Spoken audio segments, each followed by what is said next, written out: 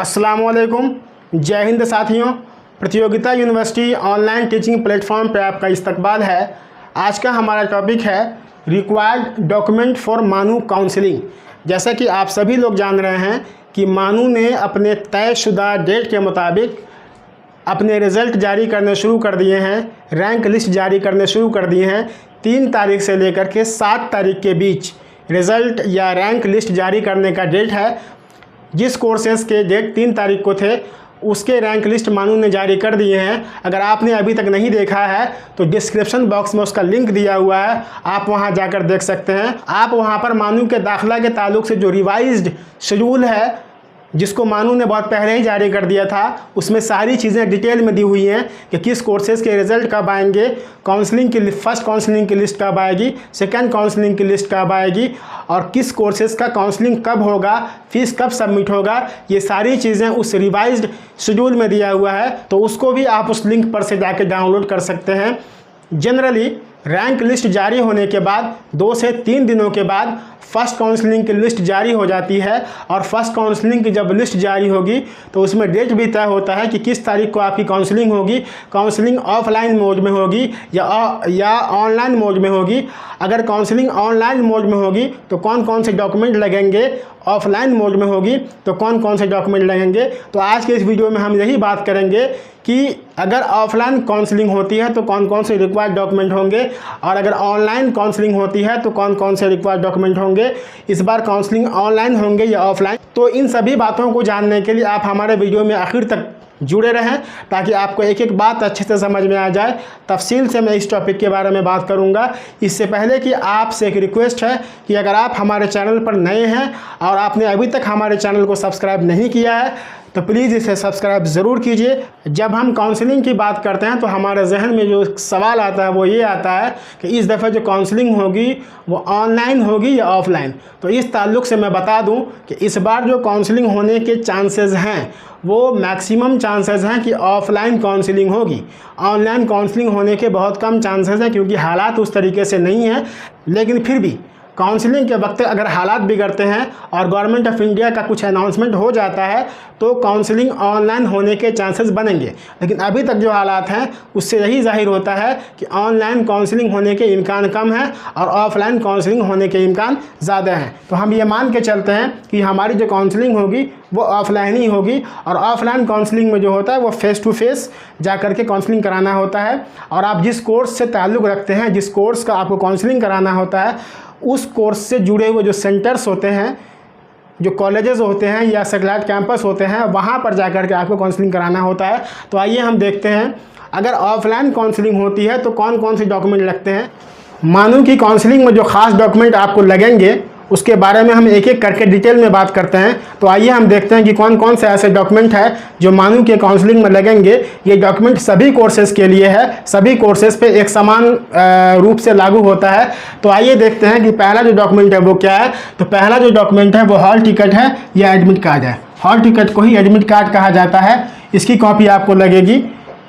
उसके बाद जो है जो दूसरा डॉक्यूमेंट है वो जो है 2 कॉपी ऑफ एप्लीकेशन फॉर्म है। एप्लीकेशन फॉर्म की 2 कॉपी लगेगी। उसके बाद जो है 2 पासपोर्ट साइज़ फ़ोटोग्राफ है, जो आपका कलर फोटोग्राफ है पासपोर्ट साइज़ का, वो 2 फ़ोटो आपको लगेंगे। उसके बाद कोई एक आईडी प्रूफ लगेगा। आईडी प्रूफ में कोई भी एक आईडी प्रूफ आप दे सकते हैं। जनरली क्या होता है कि आधार कार्ड ही जमा होते हैं। उसके बाद आइए हम देखते हैं एकेडमिक डॉक्यूमेंट में। एकेडमिक डॉक्यूमेंट में जो सबसे अहम डॉक्यूमेंट है वो है proof of Urdu as a language. MANUU में एडमिशन के लिए उर्दू का आना बहुत ज़रूरी है, तो इसीलिए किसी भी लेवल पे, चाहे वो 10th का लेवल हो, 12th का लेवल हो या ग्रेजुएशन का लेवल हो, किसी भी लेवल पर उर्दू एज अ सब्जेक्ट या उर्दू एज अ मीडियम का होना ज़रूरी है। इसलिए मानू जो है इन लेवल के जो डॉक्यूमेंट होते हैं 10th के, 12th के, ग्रेजुएशन के या यहाँ तक कि जो मदरसा बैकग्राउंड के बच्चे होते हैं वो उर्दू मीडियम में तालीम हासिल करते हैं तो उसका भी डॉक्यूमेंट चेक करते हैं। कहने का ये मतलब है कि या तो उर्दू मीडियम का होना चाहिए या उर्दू एज ए सब्जेक्ट होना चाहिए। उसके बाद हम जो अहम बात करते हैं वो ये है कि ये जो उर्दू वाला जो मामला है ये एक ऐसा मामला है जो बिल्कुल मैंडेटरी है। ये अगर आप जमा नहीं करेंगे तो मानू में आपका दाखिला नहीं होगा। कुछ ऐसे डॉक्यूमेंट है जिसमें स्टार लगा हुआ है, वो डॉक्यूमेंट आपको मानू में दाखिला या काउंसलिंग के वक्त में जमा करना बहुत ही ज़रूरी है। अगर आप इन डॉक्यूमेंट को दाखिला या काउंसलिंग के वक्त में जमा नहीं करेंगे तो आपका एडमिशन मानू में नहीं हो पाएगा।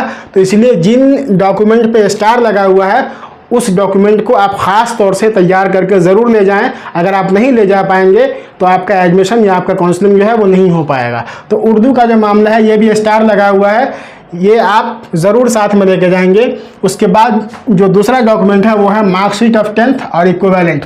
10th या इक्विवेलेंट का जो मार्कशीट है वो आपको ले जाना है, ये भी बहुत ही मैंडेटरी है। उसके साथ साथ 10th के मार्कशीट के साथ साथ आपको सर्टिफिकेट भी लेकर के जाना है, ये भी ओरिजिनल में। जो भी डॉक्यूमेंट आप लेकर के जाएंगे वो ओरिजिनल लेके जाएंगे, उसके साथ 2 कॉपी जेरॉक्स आप लेकर के जाएंगे। उसके बाद जो अगला डॉक्यूमेंट है वो है मार्कशीट ऑफ 12th और इक्विवेलेंट। अगर आपने 12th किया है तो उसकी मार्कशीट या जो भी इक्विवेलेंट कोर्सेज होंगे उसकी मार्कशीट, उसके बाद सर्टिफिकेट ऑफ 12th या इक्विवेलेंट कोर्स के मार्कशीट। उसके बाद अगला जो डॉक्यूमेंट है वो बहुत ही अहम डॉक्यूमेंट है, ये मैंडेटरी होता है, मार्कशीट ऑफ क्वालिफाइंग एग्जामिनेशन।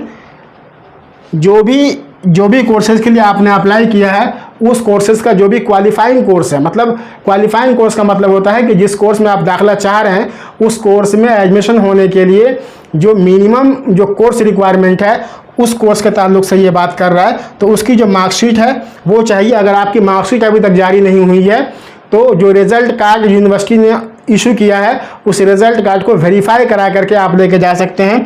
उसके बाद सर्टिफिकेट, डिग्री या प्रोविजनल, अगर मार्कशीट के साथ साथ आपको उस कोर्स का सर्टिफिकेट आपको जारी करना है, या अगर वो डिग्री कोर्सेज है तो डिग्री जारी करना है। उसके साथ साथ जो प्रोविजनल सर्टिफिकेट है वो आपको जारी करना है।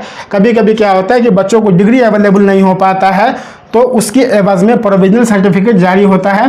तो अगर आपके पास डिग्री नहीं है तो आपका प्रोविजनल सर्टिफिकेट से काम चल जाएगा, आप इसको जमा कर सकते हैं। उसके बाद जो अगला डॉक्यूमेंट है वो है ट्रांसफ़र सर्टिफिकेट, CLC या SLC। ये ट्रांसफ़र सर्टिफिकेट जो है आपने जिस स्कूल से या कॉलेज से या यूनिवर्सिटी से आपने लास्ट जो स्टडी किया हुआ है वहाँ से आप ट्रांसफ़र सर्टिफिकेट लेकर के जाएंगे। उसके बाद जो अगला जो डॉक्यूमेंट है अहम वो है वैलिड कैटेगरी सर्टिफिकेट। ये जो कैटेगरी सर्टिफिकेट है SC, ST, OBC और EWS का, इसको आपको लेकर के जाना है। ये भी बहुत ही मैंडेटरी है, इसमें स्टार लगा हुआ है, ये आपको लेकर जाना बहुत ज़रूरी है। अगर आप कैटेगरी सर्टिफिकेट लेकर के नहीं जाते हैं तो आपको जनरल कास्ट में कंसिडर कर लिया जाएगा, आपको उस कैटेगरी में दाखिला नहीं मिल पाएगा, उस कैटेगरी में आपकी काउंसलिंग नहीं हो पाएगी। और वो जो आपको वैलिड कैटेगरी सर्टिफिकेट लेके जाना है उसके भी फॉर्मेट डिसाइड किए हुए हैं, आप गवर्नमेंट ऑफ इंडिया के फॉर्मेट में ही उसको लेके जाएंगे। उसके बाद जो अगला ये भी मैंडेटरी है वो है वैलिड स्पेशल कैटेगरी सर्टिफिकेट। जो भी बच्चों ने स्पेशल कैटेगरी में एप्लीकेशन अप्लाई किया है, फॉर्म अप्लाई किया है, जैसे मान लीजिए कि कोई बच्चा कश्मीरी माइग्रेंट है, कोई बच्चा PWD है, हैंडीकैप है, और किसी बच्चे ने स्पोर्ट्स कोटा से अप्लाई किया है, NSS से अप्लाई किया है, तो ये जो स्पेशल कैटेगरी या मानो स्कूल के हैं तो ऐसे बच्चे स्पेशल कैटेगरी का प्रूफ लेकर के जाएंगे। अगला जो डॉक्यूमेंट है वो है बोनाफाइड सर्टिफिकेट या कैरेक्टर सर्टिफिकेट। या तो आप बोनाफाइड सर्टिफिकेट लेकर के जाएंगे या कैरेक्टर सर्टिफिकेट आप लेकर के जाएंगे। वो भी आपने जहाँ से लास्ट टाइम आपने पढ़ाई की है उस कॉलेज या उस इंस्टीट्यूशन से आप लेकर के जाएंगे। इस तरीके से सारे डॉक्यूमेंट की बात हो गई कि कौन सा ऐसा डॉक्यूमेंट है जो बहुत ही ज़रूरी है, जिसको ले जाना बहुत ही अहम है। अगर आप उसको नहीं ले जाएंगे तो आपका काउंसलिंग नहीं हो पाएगा। ये जो सारी चीज़ें अभी मैंने बताई हैं वो ऑफलाइन के लिए बताया है, लेकिन ऑफलाइन में एक चीज़ और ज़रूरी होती है, वो ये है कि आपको एक फ़ाइल भी लेके जाना होता है। उसके बाद हम देखते हैं ऑनलाइन काउंसलिंग का मामला। अगर काउंसलिंग ऑनलाइन होती है तो इसमें से बहुत सारे ऐसे डॉक्यूमेंट हैं जो आपको जमा नहीं करने पड़ेंगे। ऑनलाइन काउंसलिंग में क्या होता है कि आपको एक लिंक दिया जाएगा और उस लिंक पे जो भी मैंडेटरी डॉक्यूमेंट है उसमें कम से कम डॉक्यूमेंट लेने की कोशिश की जाती है और जो मैंडेटरी डॉक्यूमेंट होते हैं उसी की डिमांड होती है। वो आपको वेबसाइट पर जाकर के अपलोड करना होता है। उसके 2 दिन बाद वेरिफिकेशन का आपको मेल आ जाएगा और वेरिफिकेशन होने के बाद आपको फ़ीस जमा करने का लिंक आ जाएगा। आप जाकर के उस लिंक पर फीस जमा कर दीजिएगा। ये तो ऑनलाइन का प्रोसीजर है। उसके बाद हम बात करते हैं ऑफलाइन काउंसलिंग की। अगर काउंसलिंग ऑफलाइन होती है तो ये सारे के सारे डॉक्यूमेंट जिसकी अभी मैंने बात की है वो सारे के सारे डॉक्यूमेंट आपको लगेंगे। साथ में सारे डॉक्यूमेंट का ओरिजिनल कॉपी भी लगेगा और उस सारे डॉक्यूमेंट को एक फ़ाइल में पैक करके और उस फाइल के ऊपर अपना नाम, अपना रजिस्ट्रेशन नंबर, अपना हॉल टिकट नंबर, अपना कैटेगरी और अपना कोर्स और अपना सब्जेक्ट, ये सारी चीज़ें लिख करके आप उस फाइल में रख करके फाइल के साथ वो जमा हो जाएगा। उम्मीद है कि काउंसलिंग के ताल्लुक से जो भी बातें हमने की हैं वो सारी की सारी बातें आपको समझ आई होंगी। फिर भी अगर कोई डाउट आपको है तो आप कमेंट बॉक्स में कमेंट कर सकते हैं। मैं हमेशा आपके लिए अवेलेबल हूँ, मैं हर कमेंट का जवाब देता हूँ। एक बार फिर आपसे रिक्वेस्ट है कि अगर आपने हमारे चैनल को अभी तक सब्सक्राइब नहीं किया है तो प्लीज़ इसे सब्सक्राइब ज़रूर करें। आज के इस वीडियो में इतना ही। मिलते हैं नेक्स्ट वीडियो में किसी और टॉपिक के साथ। शुक्रिया। जय हिंद।